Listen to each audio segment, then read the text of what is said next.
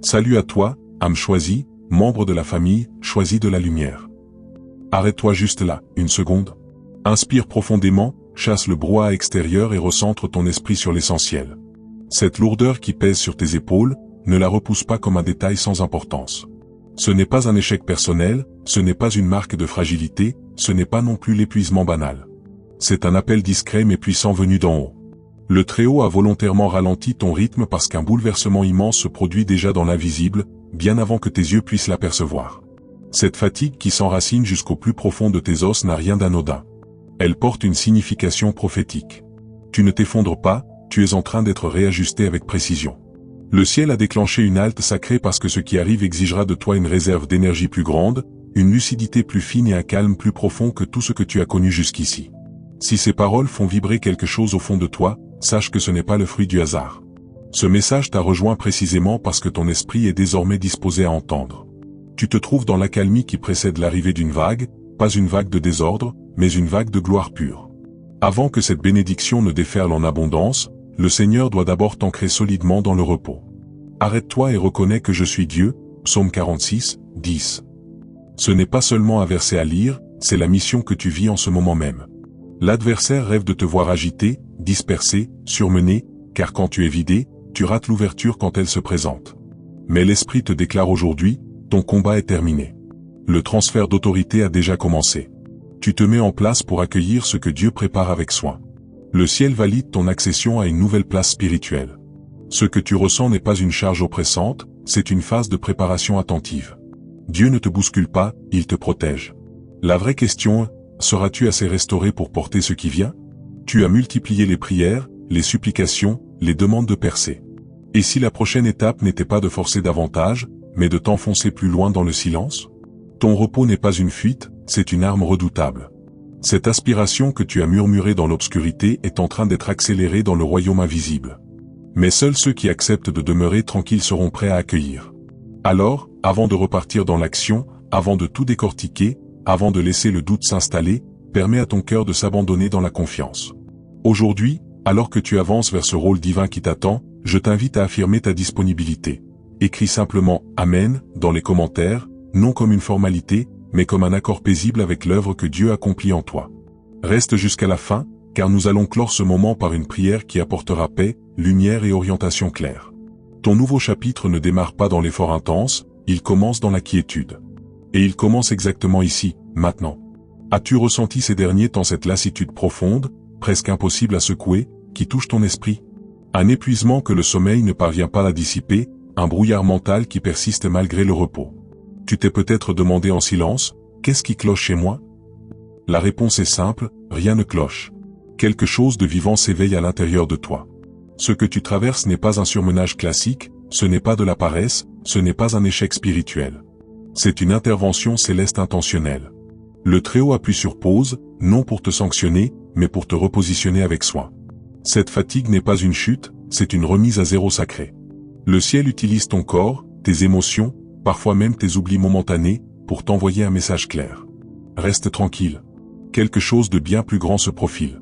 Ton corps ne te trahit pas, il agit comme un messager fidèle, un système d'alerte conçu par Dieu pour t'avertir quand le domaine spirituel est en pleine transformation. Souviens-toi d'Élie. Après avoir invoqué le feu du ciel et vaincu les prophètes de Baal, il s'est effondré sous un genêt et a supplié Dieu de mettre fin à ses jours. 1 Roi 19h4. Était-il faible?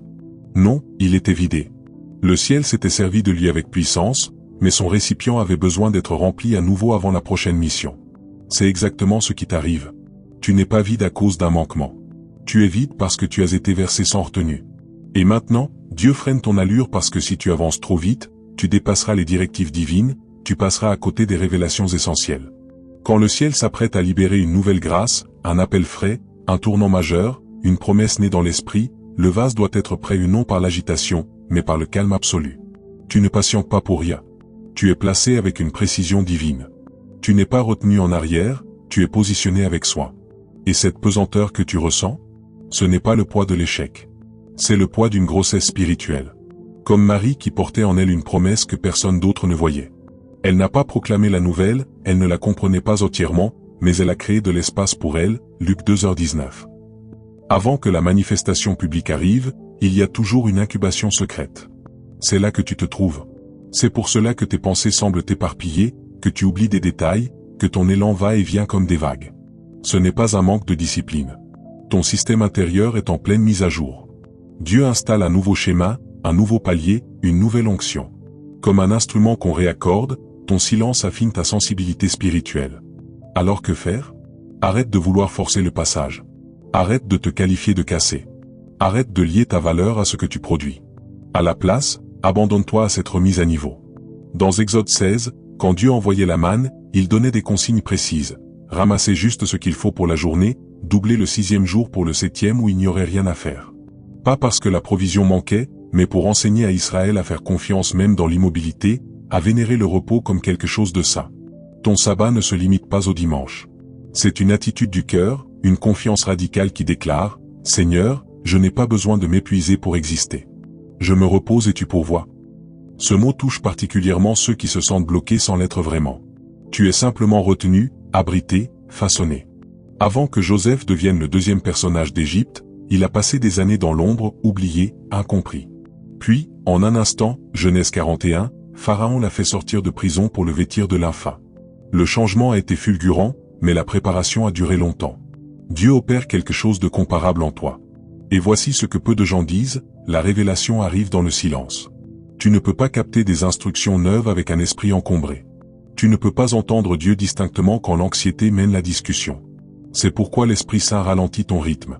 Ton mental peut percevoir cela comme un obstacle, mais ton esprit sait que c'est un réglage fin. Si tu te réveilles fatigué, si tu perds le fil dans la journée, si tu oublies des rendez-vous, si tout te demande plus d'efforts que d'habitude, respire. Ce ne sont pas des symptômes de dysfonctionnement. Ce sont des indices qu'une œuvre sacrée se déroule en profondeur. La Bible dit dans Jérémie 6h16, « Tenez-vous sur les chemins, regardez, interrogez les sentiers anciens, quel est le bon chemin? Marchez-y, et vous trouverez le repos pour vos âmes. » Remarque l'ordre, d'abord se tenir immobile, ensuite interroger, ensuite avancer. Le repos précède le mouvement. Notre monde nous a habitués à bouger d'abord et à questionner après. Dans le royaume, c'est l'inverse. La direction naît de la dévotion, pas de la dispersion. Pendant les 3 prochains matins, avant de toucher ton téléphone, avant que le flot du monde n'envahisse tes yeux, assieds-toi 5 minutes dans le silence et demande à l'Esprit Saint, « Seigneur, qu'est-ce que tu veux réaligner en moi aujourd'hui? Pas ce que je dois faire, mais ce que je dois devenir. » Cette habitude toute simple peut tout transformer. Car voici la réalité, si tu n'apprends pas à te reposer dans les périodes lentes, tu n'auras pas la force pour les périodes rapides. Les bénédictions que tu réclames portent du poids. Dans sa miséricorde, Dieu te prépare à les soutenir. S'il te les donnait maintenant sans préparation, elles t'écraseraient. Mais parce qu'il t'aime, il t'arrête. Il te garde par le repos. Il n'y a aucune honte à demeurer tranquille. Le repos est le sol sacré où ta prochaine directive prend racine. Et peut-être que c'est exactement le message que ton âme attendait. Peut-être que le calme que tu combats est l'endroit précis où ta percée cherche à te rencontrer. Tu ne t'effondres pas. Tu es maintenu par des mains invisibles. Tu n'es pas disqualifié. Tu es en train d'être requalifié pour une nouvelle ère. Plus tu acceptes cette pause sacrée, plus les racines de ta foi s'enfoncent profondément. Quand la vague arrivera, oui elle arrivera, tu seras prêt. Pas affolé, pas désorienté, mais solidement ancré. Pour l'instant, ta mission n'est pas de grimper. Elle est d'écouter, non de te justifier, mais de te laisser restaurer. Que cette saison fasse de ton repos le terreau de ta renaissance. Et quand l'heure viendra de te lever, tu ne te lèveras pas épuisé. Tu te lèveras dans la gloire. Et si je te disais que le silence qui règne dans ta vie en ce moment n'est pas un arrêt de progression, mais la preuve qu'elle avance? Et si ce que tu nommes retard, le ciel l'appelle préparation? Approche-toi encore. Tu as l'impression que rien ne bouge, que les portes restent closes, que tes prières rebondissent au plafond. Pourtant, sous cette surface immobile, un changement est en cours. Au plus profond de ton être, le ciel restructure ton architecture intérieure. Tu n'es pas brisé. Tu n'as pas raté ton tour. Tu es en train de macérer dans la miséricorde. Beaucoup passent à côté de cette vérité, le royaume avance en rythme, pas en vacarme. Dans cette période sacrée, tu sors du mode survie. Tu quittes l'ancienne version de toi qui devait lutter, forcer, démontrer, pour entrer dans une nouvelle identité, celle qui reçoit. Celle qui avance dans la faveur sans crainte. Celle qui sait que la paix est une force. Mais pour activer ce nouveau niveau, l'ancien système doit s'éteindre. C'est pourquoi ton énergie est basse. C'est pourquoi tes anciennes habitudes de « pousser malgré tout » ne fonctionnent plus. Le grain ne te va plus. L'agitation n'est pas sacrée. Tu es appelé hors du bruit, vers l'alignement. Comme l'argent doit rester dans le feu pour briller, ton esprit est affiné dans le silence. Ce n'est pas une panne, c'est une purification. Le ciel ne détruit pas ton système, il clarifie ta force. Ésaïe 30, 15 le dit parfaitement, c'est dans le calme et la confiance que sera votre force. Regarde les aigles. Ils ne battent pas des ailes sans arrêt comme les moineaux. Ils attendent le courant thermique. Quand il arrive, ils s'élèvent sans effort. C'est ta position actuelle. Le ciel ne te retient pas. Il te cache pour te faire grandir. Précipiter le processus déformerait le plan que Dieu révèle avec soin. Tu arriverais sans fondation pour supporter ce qui t'est confié. Pire, tu prendrais la bénédiction pour un fardeau. Chaque élévation demande une nouvelle capacité. Si tu transportes la fatigue d'hier dans la mission de demain, tu t'éteindras avant que le fruit n'apparaisse. On appelle ça le choc de la bénédiction. C'est réel. Quand Dieu ouvre la porte, quand la promotion arrive, quand la faveur se pose, si tu n'es pas reposé, centré, aligné, ce qui devait être un miracle ressemble à de la pression. Ce n'est pas le désir de Dieu pour toi. C'est pourquoi il appuie sur pause, non pour te punir, mais pour reconstruire ton système d'exploitation intérieure. Ce n'est pas nouveau. Même Jésus, avant de commencer pleinement son ministère, est allé dans le désert 40 jours ou non pour fuir, mais pour se séparer, faire taire le bruit, préparer le vase. Cette période de calme a été le sol où sa force s'est enracinée. Toi aussi, élu, tu es appelé à ce même repos sacré. Pas parce que tu es faible, mais parce que ta prochaine mission exige une clarté que le chaos ne peut t'offrir. Disons-le franchement, tu n'es pas fatigué parce que tu manques de spiritualité. Tu es fatigué parce que ton âme capte une fréquence que seul le silence peut recevoir. Tes rêves, tes sautes d'humeur, tes vagues émotionnelles ne sont pas aléatoires. Ce sont des signaux que le ciel t'imprègne de quelque chose qui dépasse ton niveau actuel. Dans ce cas, le repos n'est pas un retard. C'est de l'obéissance. Parfois, obéir ressemble à une confiance muette plutôt qu'à une activité bruyante.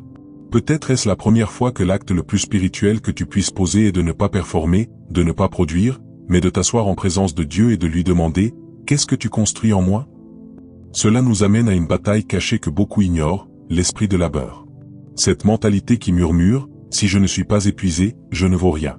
Si je ne force pas, je recule. » Cette idée ne vient pas du royaume. C'est un mensonge résiduel de la malédiction d'Adam. Genèse 3h19 parle de manger ton pain à la sueur de ton front, conséquence de la désobéissance. Mais Galates 3h13 nous dit que Christ nous a rachetés de cette malédiction. Alors pourquoi vis-tu encore comme si elle pesait sur toi? La croix n'a pas seulement payé ton salut, elle a payé ta restauration complète, y compris ta relation au repos. Dans l'économie divine, le calme est un emplacement stratégique pour l'abondance. Observe le lion. Il ne court pas après chaque bruit dans la savane. Il ne prouve pas sa force en tournant en rond. Il attend, serein, enraciné, prêt. Quand l'instant arrive, il agit avec précision. C'est ce que Dieu t'enseigne, la précision spirituelle. La prochaine saison ne demandera pas ta panique. Elle demandera ta présence.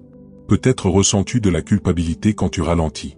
Tu vois les autres poster leur victoire, lancer des projets, gravir des échelons, et toi tu luttes pour sortir du lit. Ne laisse pas la pression sociale te faire sortir du timing de Dieu. Ton appel est unique, ta préparation aussi. Ton rythme n'est pas décalé. Il est aligné sur le ciel. Retiens cette vérité puissante, tout ce qui monte vite ne dure pas forcément. Le bambou passe des années sous terre avant de jaillir. Mais quand il sort, il pousse parfois plus d'1 mètre par jour. Pourquoi? Parce que ses racines ont été construites dans le silence. Ne méprise pas ces années muettes. Dieu bâtit ton infrastructure. Bientôt la croissance sera visible, mais pour l'instant ton élévation est intime. En upgradant ton esprit, Dieu upgrade aussi ton identité. Tu n'es plus un mendiant qui espère des miettes. Tu es un héritier. Romains 8h17, si nous sommes enfants, nous sommes aussi héritiers, héritiers de Dieu, co-héritiers de Christ. Un héritier ne court pas après. Un héritier reçoit non par orgueil, mais par alliance. Arrête de t'épuiser pour ce qui t'appartient déjà. Marche comme quelqu'un qui sait que l'héritage est garanti. Parle comme quelqu'un qui sait que la promesse est scellée. Que cette saison marque le passage, fin du labeur pour survivre, début de la gestion depuis la force. Tu n'attends pas que le ciel te remarque. L'Écriture nous rappelle que Dieu appelle et invite avec intention. Maintenant, il te prépare à porter le poids de ce qui arrive. Respire profondément. Approche-toi. Laisse la transformation s'achever. Quand le vent tournera, tu ne t'élèveras pas par la force. Tu t'élèveras par le dessein divin. As-tu déjà vécu cela? Ton corps est allongé pour reposer, mais ton esprit tourne comme un ordinateur avec 40 onglets ouverts? Tu parles de repos, mais ce n'en est pas un. C'est de l'épuisement mental déguisé. Ton cœur peut être couché, ton âme, elle, fait les 100 pas. La vérité, c'est que tu n'as pas seulement besoin de sommeil. Tu as besoin de libération. Ce message parle sans doute à ceux qui portent un poids invisible, une pression sourde, un sentiment diffus qu'ils devraient faire plus. Tu ne le dis peut-être pas, mais ça se lit dans ta crispation, ta culpabilité, ton agitation permanente. Si c'est ton cas, écoute ceci avec attention, cette culpabilité ne vient pas de Dieu. Il est temps de briser le faux évangile de l'effort perpétuel. Ce qui bloque beaucoup d'enfants de Dieu en ce moment, ce n'est pas un manque de dons, de timing ou de foi. C'est la conviction silencieuse qu'ils ne valent quelque chose que lorsqu'ils produisent. Démasquons ce mensonge. Un esprit ancien et discret s'est glissé dans le cœur de nombreux croyants, l'esprit de labeur. Il se transmet comme un vieux manteau usé. Il murmure, si tu n'es pas épuisé, tu n'as rien mérité. Si tu n'as pas souffert, ça ne compte pas. Si tu te reposes, tu es irresponsable. Cette voix n'est pas l'Esprit Saint. C'est un virus dans ton logiciel spirituel. Le piège est subtil. Même quand tu ralentis physiquement, ton mental continue de travailler. C'est ce que j'appelle le repos coupable, un sabbat en apparence, mais sans l'âme. Tu t'allonges, mais tu luttes intérieurement contre des batailles invisibles.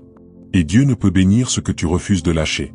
Psaume 127, 2 déclare, « En vain vous levez-vous matin, vous couchez-vous tard, et mangez-vous le pain de douleur, il en donne autant à ses bien-aimés pendant leur sommeil. » Tu saisis?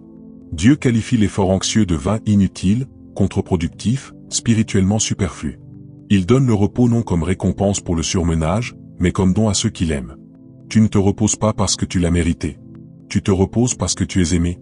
Et oui, ça peut être difficile à accepter si tu as passé ta vie à prouver ta valeur, si on t'a appris que l'amour dépend de la performance, que la grâce se gagne par la souffrance. Mais le royaume ne fonctionne pas sur cette monnaie. Regarde la parabole du fils prodigue, pas seulement le jeune qui est parti, mais l'aîné qui est resté. Il a travaillé, obéi, tout fait correctement. Pourtant, quand la fête a commencé, il est resté dehors, amer, incapable de recevoir la joie. Pourquoi? Parce qu'il pensait devoir gagner ce que le Père voulait donner gratuitement.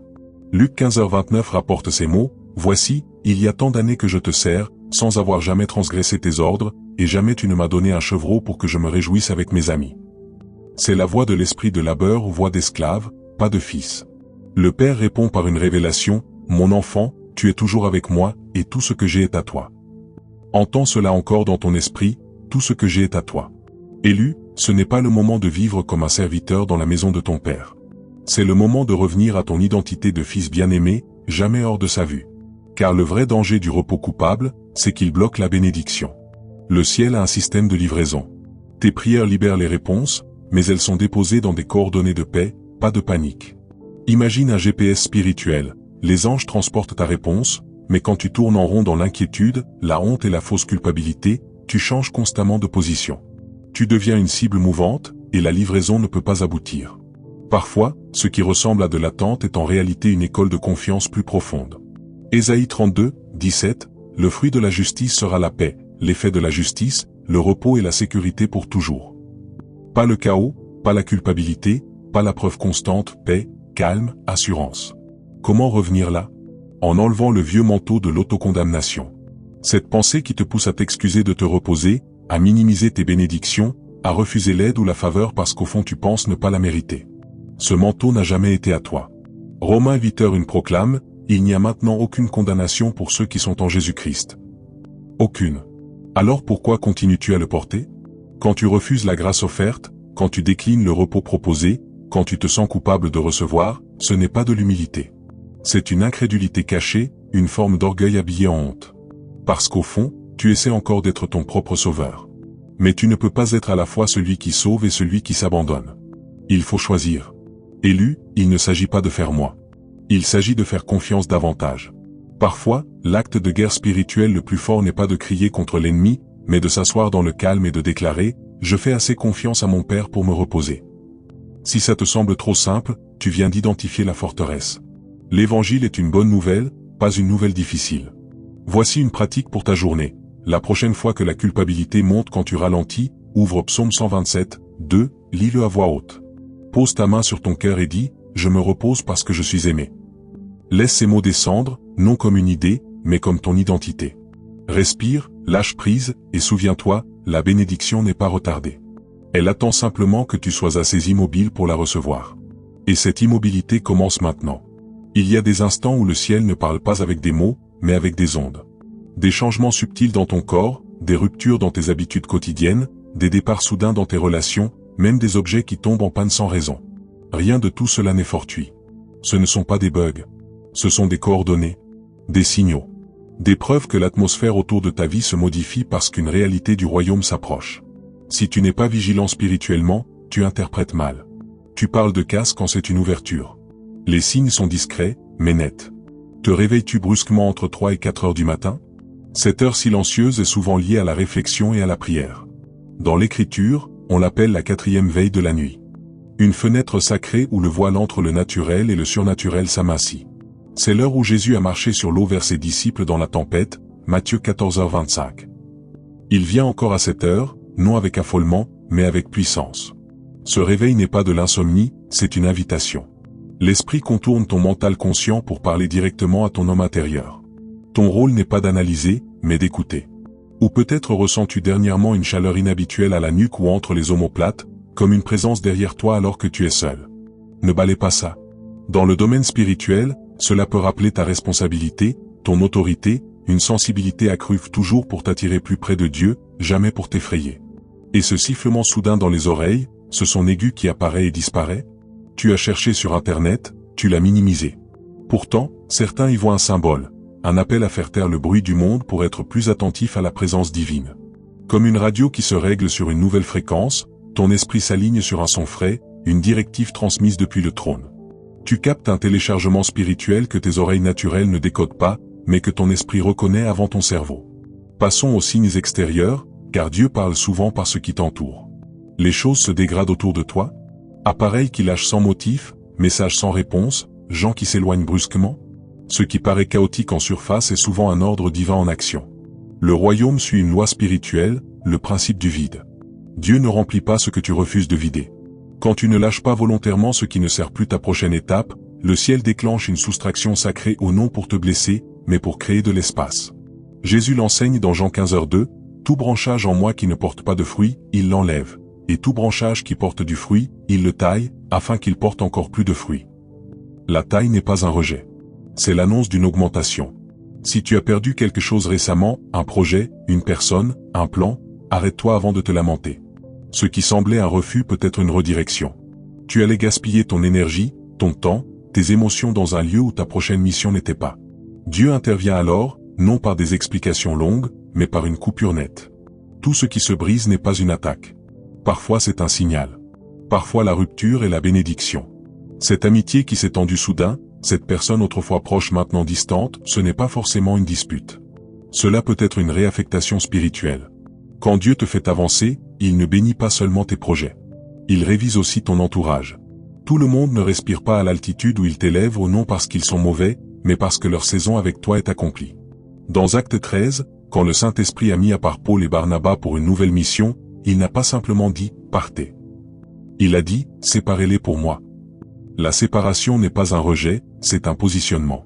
Quand les objets physiques cassent aux voitures, téléphones, emploi du temps, ne te contente pas de râler contre la gêne.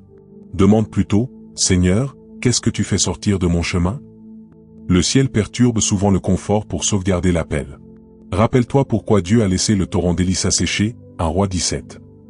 Pas parce que la provision s'arrêtait, mais parce qu'il était temps pour Élie de changer de lieu de ravitaillement. Si le torrent n'avait pas tari, Élie serait resté là où le prochain miracle n'existait pas. De la même façon, certains s'accrochent à des systèmes usés, des rythmes périmés, des liens expirés. Mais l'Esprit Saint dégage l'espace pour quelque chose que ta structure actuelle ne peut contenir. La bénédiction que tu demandes est plus lourde que l'environnement où tu vis ne peut le supporter. Ce n'est pas une punition. C'est un réalignement divin. Ton cadre de vie, pas seulement le lieu physique, mais l'atmosphère spirituelle où est audité par Dieu. Tu es retiré des endroits qui épuisent ta vision, des espaces qui toléraient ta présence sans pouvoir porter ta promesse. Plus tu résistes au changement, plus la tension augmente. Soyons honnêtes, beaucoup prient pour grandir, impacter, augmenter. Mais quand la taille arrive, on panique. On veut la résurrection sans lâcher prise. On veut le niveau supérieur sans lâcher l'ancien. Pourtant l'Écriture avertit, on ne met pas du vin nouveau dans de vieilles outres, Marc 2h22. Tu ne peux pas porter une nouvelle directive avec un état d'esprit dépassé. Tu ne peux pas entrer dans une nouvelle relation avec les blessures de l'ancienne. Tu ne peux pas recevoir une nouvelle grâce en tenant des fardeaux périmés. C'est pourquoi le ciel fait de la place. Élu, ce message n'est pas pour t'effrayer. Il est là pour t'apprendre à lire le langage du mouvement.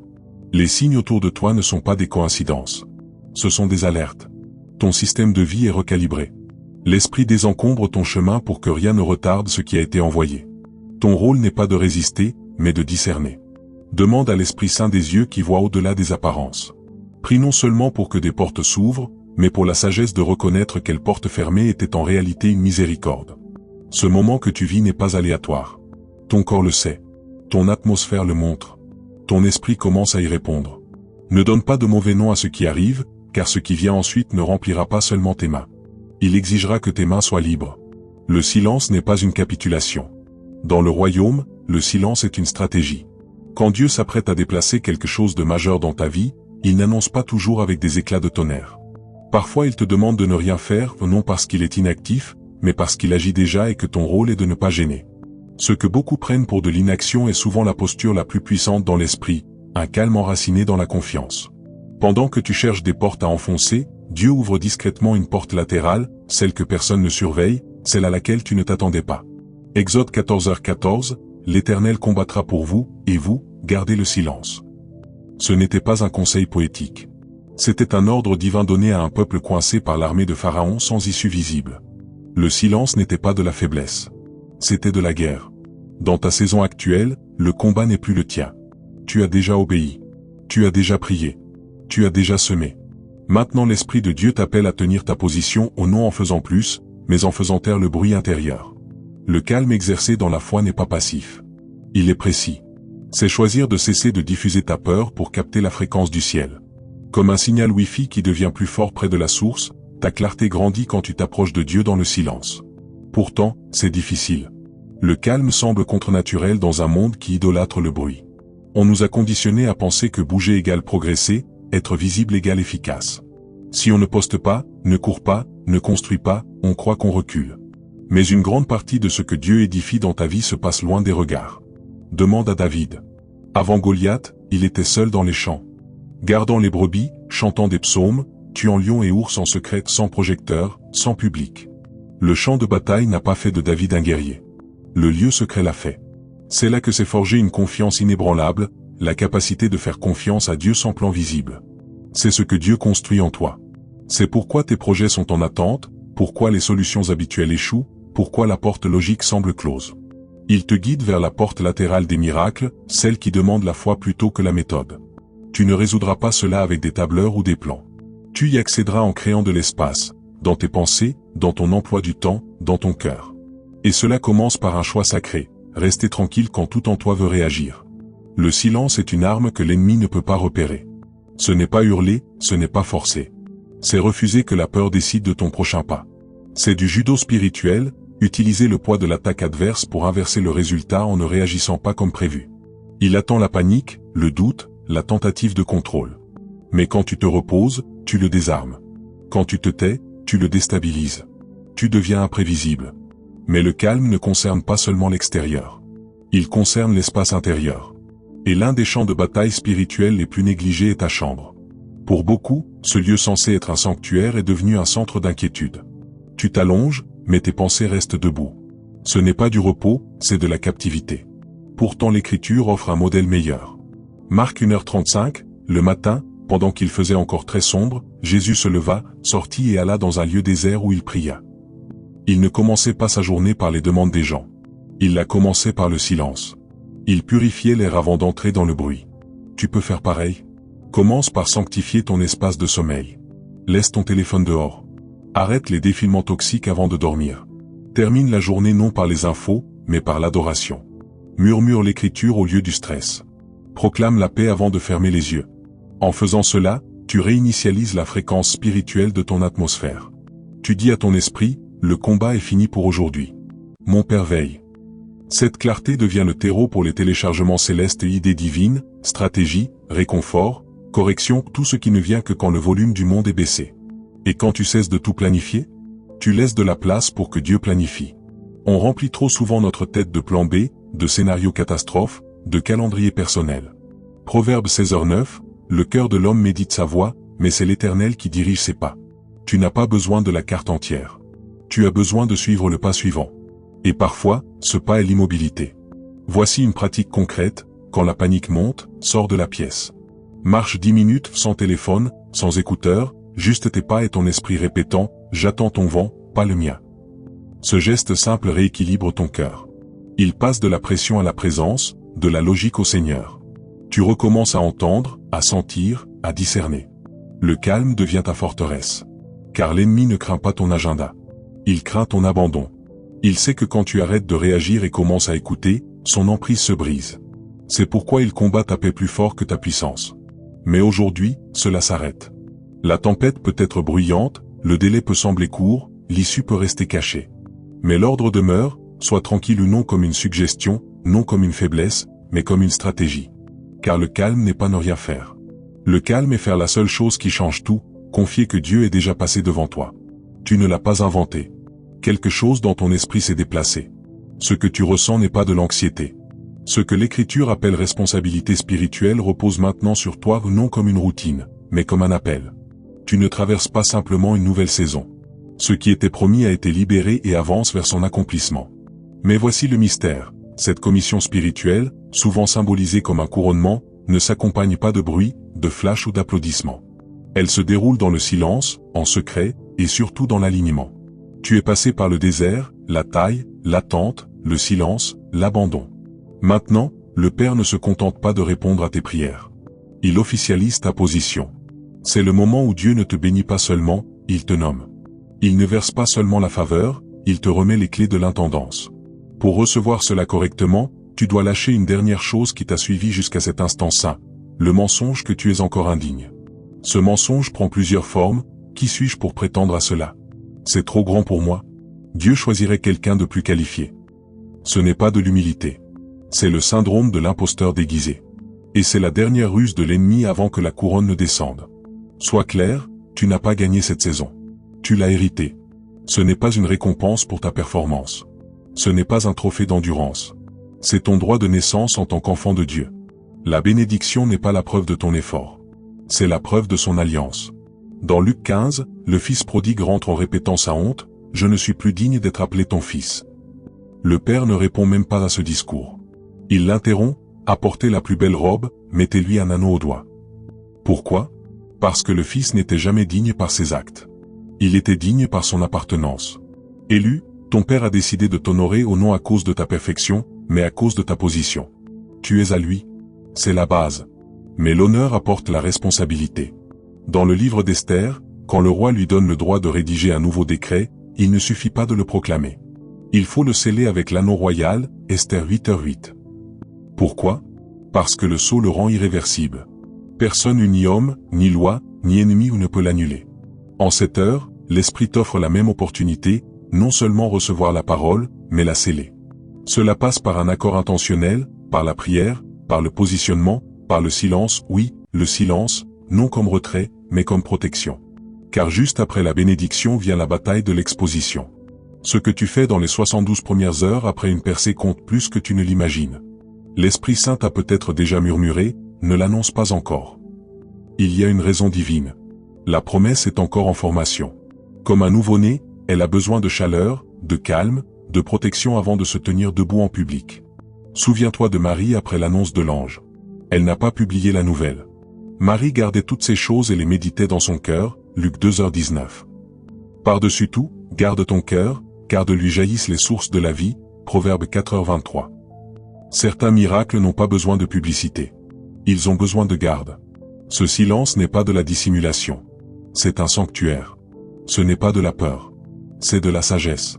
Dans les débuts d'une nouvelle chose, parler trop tôt permet à des esprits ou à des personnes sans taper d'intercepter. La jalousie existe. Le sabotage spirituel existe. Personne ne peut voler ce que Dieu donne, mais certains peuvent le ralentir par la distraction, le doute, la confusion. C'est pourquoi ton silence n'est pas passif. Il est stratégique. Imagine une serre, la plante pousserait sans elle, mais l'environnement détermine la vitesse et la solidité de la croissance. Quand tu protèges ton atmosphère par le calme, l'adoration et la prière, tu accélères la maturité de ton miracle. Ton esprit aussi doit rester en accord. Car tandis que les voix extérieures questionnent, ta voix intérieure peut tenter de saboter.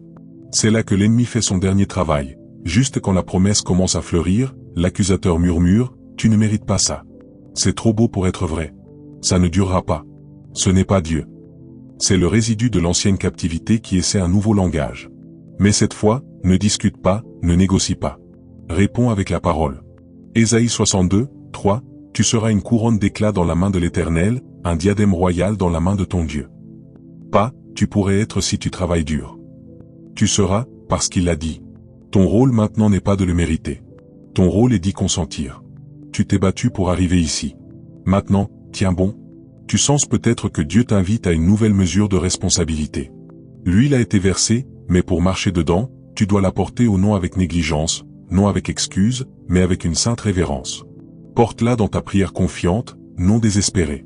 Porte-la dans tes pensées paisibles, non paniquées. Porte-la dans tes paroles pleines d'autorité, non explicatives. Ce couronnement n'est pas une question d'ego. C'est une question d'alignement, marcher enfin en harmonie avec ce que Dieu a toujours dit de toi, et protéger la gloire jusqu'à ce qu'elle soit pleinement mature. Avance doucement, écoute profondément, reste caché encore un peu non par faiblesse, mais par sagesse. Ce n'est pas seulement une nouvelle saison. C'est un nouveau statut, déjà signé, scellé, et bientôt visible. Ce que tu viens de traverser n'est pas qu'un message. C'est un alignement spirituel. Ton parcours a commencé par la lassitude, mais jamais par de la faiblesse. C'était une interruption divine, une remise à zéro, pas un effondrement. Ta fatigue annonçait le mouvement du ciel. Tu n'étais pas coincé. Tu étais en cours de grade. Puis est venu l'appel au repos non comme une fuite, mais comme une préparation sacrée pour la bénédiction à venir. Tu as été invité à te libérer de l'esprit de labeur, à arracher le manteau de la culpabilité, à te reposer sans honte, en comprenant que l'héritage ne coule pas de l'effort, mais de l'identité.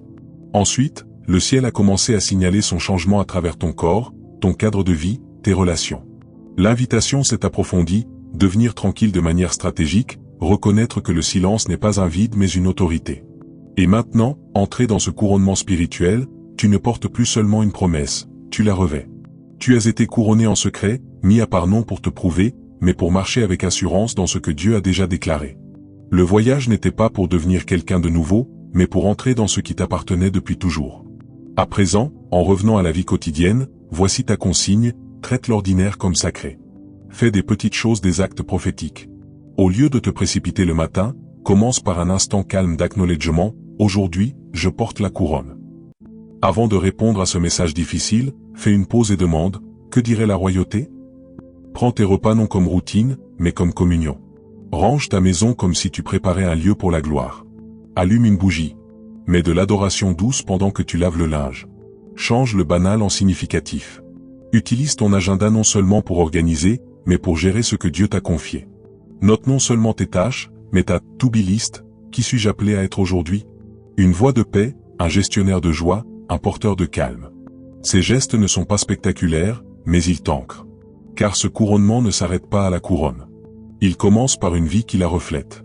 Plus tu vis comme quelqu'un déjà choisi, déjà scellé, déjà fiable aux yeux de Dieu, plus le ciel coulera à travers les coins les plus simples de ton existence. Tu n'attends pas que le royaume arrive. Tu marches déjà dedans.